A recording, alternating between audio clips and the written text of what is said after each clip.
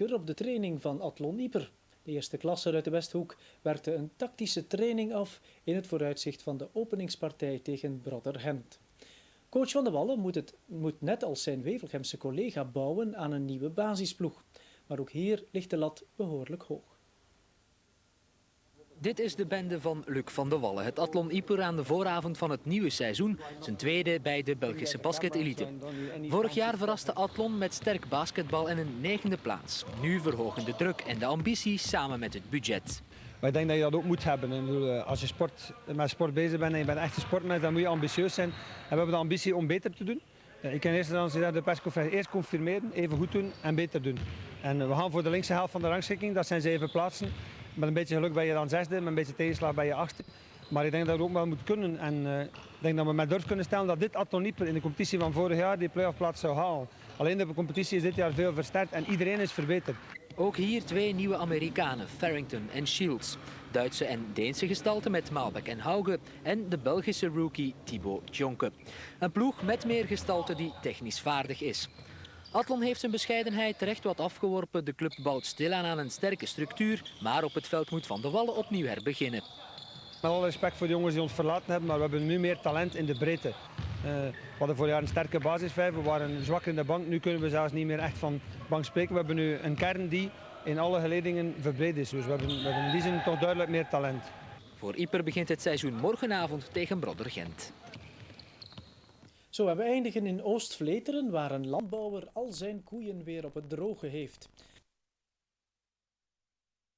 Farrington, Hauge, Mandic en Bjerregaard, dat is de basisvijf waarmee Athlon aan de nieuwe competitie begint tegen Brother Gent. Slechts 1 Amerikaan dus en dat is Roger Farrington. Hij scoort en laat scoren, de assist is voor Hauge. Ieper opent sterk en komt 9-3 voor. Gent heeft op papier meer power onder de borden met Tycho Cooper en hier Bruce Chubik, ex-Wevelgem. Met een tip in brengt hij zijn ploeg terug tot 12-12. Even paniek bij Ieper en coach Van de Wallen hamert met wat pep-talk op de nodige alertheid bij de rebound. Maalbeck en de tweede Amerikaan Clayton Shields komen dan in de ploeg. Zij maken een zwak afwerkend Gent meteen monddood onder de korf. Athlon krijgt vleugels, Farrington illustreert schitterende slamdunk. Kijkt u nog eens. Ieper slaat een nieuwe kloof, 31-23. Thibaut Tjonke, Rookie of the Year en aan de deur gezet bij Gent, doet er nog een schep bovenop, 40-29. Athlon mag met een dikke bonus gaan rusten. De sporthal heeft er zin in als na rust ook Gent compleet weggespeeld wordt. In de voorbereiding scoorde het nogthans makkelijk 82 punten. Nu krijgen ze geen bal door de korf. Ieper maakt er een feest van, een steal van Shields. De assist voor Mandic, 52-33. De thuisploeg levert een collectief gave prestatie af en Gent krijgt een 30er aan de broek. 79-49 is de eindstand na een avondje promotie voor het Ieperse basketbal. Ongelooflijk. Het is iets wat je in je stoutste dromen bent je kunt voorstellen tegen ex-ploeg. Onmiddellijk afdrogen met 30. Ik sta hier nog te glunderen na de wedstrijd. Ongelooflijk. Ja, er zijn geen woorden voor, vind ik. Wat een blitsstart voor Ieper dat dus. Joué aux play-offs. Pour rappel, le week-end dernier, Peupaster avait été battu à Alost alors qu'Ypres avait ridiculisé le Bességan au hall du père Pierre Capard.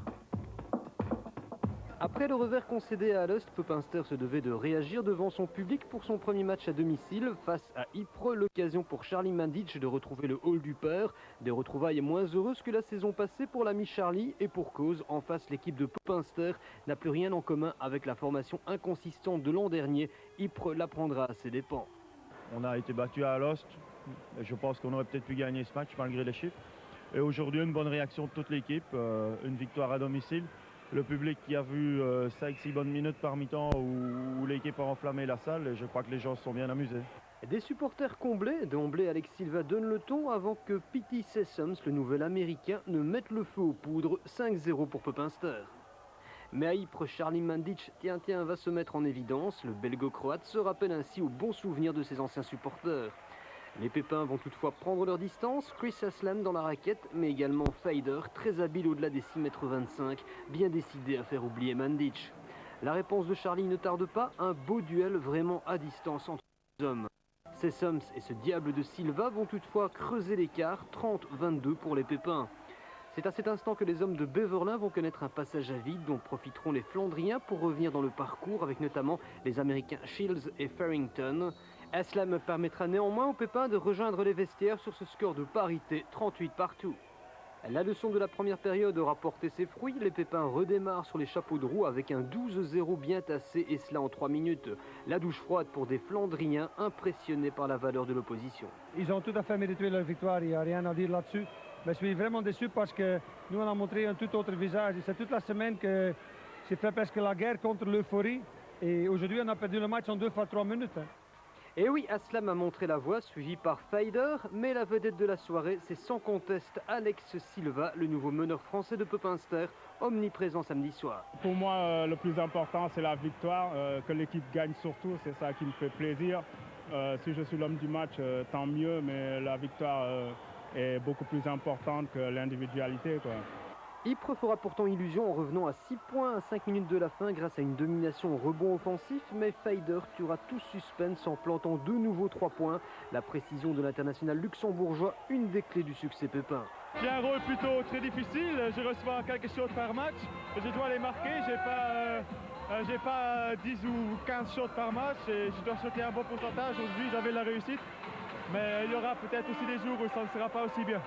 Finalement, Pepinster s'impose 76-65 dans un hall du père en délire. Confirmation, il faudra bien compter avec Pepinster cette saison pour les playoffs, des playoffs également convoités par Ypres. Bien sûr que tout le monde rêve d'aller dans les playoffs, mais il faut dire que voilà, Pepinster, l'année passée, il était 11e, et vous voyez quelles équipes ils sont très forts, alors ça veut dire que ça va se jouer dans les derniers matchs sûrement, et même dans les dernières secondes.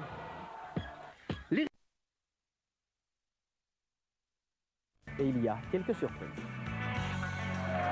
Blankenberg, équipe de 4e nationale, a donné beaucoup de fil à retordre à Anvers. 25 points d'avance au coup d'envoi, ce n'est pas facile à combler, mais les Anversois ont pu compter sur l'efficacité offensive retrouvée de Rowe, 23 points, et de Michael Huger, 17 pour émerger dans les dernières minutes, 63-67. Après 2 sévères défaites à Vloklavek et à Alost, l'équipe de Dicastel a été limitée sous la barre des 70 points. Ils sont encore convalescents. En quart de finale, ils rencontreront Ypres qui est arraché sa qualification à Louvain, qui pourtant n'avait été battu que 2 fois cette saison à domicile. Malgré un essai à la limite du temps réglementaire, il a fallu recourir à la prolongation. Farrington, 26 points, fut le meilleur marqueur de la rencontre, mais c'est sur ce panier, dans les dernières secondes, que Ypres se qualifie, 84-86. Pour la 2e fois de la saison, l'Union Monceno a battu Charleroi à la Coupole 80-91. Cela faisait 8 ans que les Spirous n'avaient plus été éliminés si tôt de la Coupe de Belgique. Après une piètre prestation aux Atomics dimanche dernier, Yves Defraigne a su remotiver ses troupes. Jim Potter confirme lui qu'il est le meilleur joueur du moment avec 31 points. En quart, les Montois rencontreront le vainqueur du derby gantois, le SN Gand, qui a passé 26 points aux voisins du BC. 99-73, SN Gand Union Monceno, c'est une petite surprise. La grosse surprise est venue d'Outalen, où Alost a réalisé un de ses plus mauvais totals de la saison, 68 points. C'est loin de la moyenne et le seul Vucevic, 20 points, fut exempt de reproches ajoutés à la défaite en championnat hier soir. Alost accuse le coup, en cause certainement l'agitation en coulisses autour du club. 79-68, score final en faveur de l'équipe coachée par Tony Van Den Bosch. Brad Dean, lui, peut dorénavant, comme Giovanni Bozzi, concentrer sa préparation sur un seul objectif, les playoffs. Le programme des Carolo et des Alostois se trouve soudain très allégé, ces deux équipes pourraient bien en profiter au printemps. Face à Outalen, on retrouvera Wevelgem, c'est la première fois que les Green Frogs, les grenouilles vertes, c'est leur surnom, se retrouvent en quart de finale depuis leur accession à la division 1 il y a 3 ans. 81-76 face à Brée, la Coupe de Belgique pourrait être l'éclaircie qui fera grimper la grenouille, souvent dans la grisaille en championnat. Point de vue météo, c'est toujours Anthony Miller qui fait la pluie et le beau temps là-bas. Les Atomics, vous l'avez vu, se sont qualifiés à Neuchâtel et seront confrontés au prochain tour à Ostende, pourtant difficile vainqueur de Pepinster, 65-67. Une décision qui est tombée dans les toutes dernières secondes. Hodge, pourtant auteur de 20 points efficace comme ici, ne pouvant convertir la dernière balle. Les quarts de finale de la Coupe de Belgique se jouent en match aller-retour cette fois. Première rencontre ce mardi. Et voici le programme de ces quarts de finale de ce... D'orgueil, on parlera de réaction. Carolo. Ypres s'y attendait comme il s'attendait d'ailleurs au bon début de match de Charleroi. Goethals inarrêtable, ça aussi c'est dans la continuité des choses. 13 points pour le Grand Blond en première mi-temps. Les stats sont régulières. Plus surprenant, la présence dans le 5 de base de Matt Bessart, qui d'entrée se signalait en zone offensive. Charleroi allait comme cela mener tout au long de la première mi-temps. 2, 3, 5 points, mais jamais plus. Car à Ypres, on se devait aussi de réagir. On est chaque fois revenu que la semaine passée, après à Alost, on est mené de 6 points, on baisse les bras et on prend 30 points. On n'a jamais encore pris plus de 15 points dans un match basket depuis que je suis ici, mais la semaine passée c'était grave et on en a discuté et je crois qu'aujourd'hui les joueurs ont très bien réagi. Si Farrington passait à côté de son match, 7 petits points sur l'ensemble de la partie, coach Louis répliquait à Goethals à l'intérieur. Un basket pas toujours très académique, mais beaucoup de volonté de bien faire. Résultat, 2 unités en négatif pour rentrer au vestiaire. 36-38, pas de quoi paniquer. Seulement voilà, hier soir, Ypres est tombé sur un Charleroi beaucoup mieux organisé, très différent de celui du week-end dernier.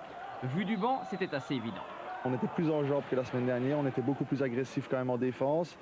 Preuve en est, on encaisse moins de 60 points, je crois. Oui, plus ou moins, ou 65 points, je vais dire.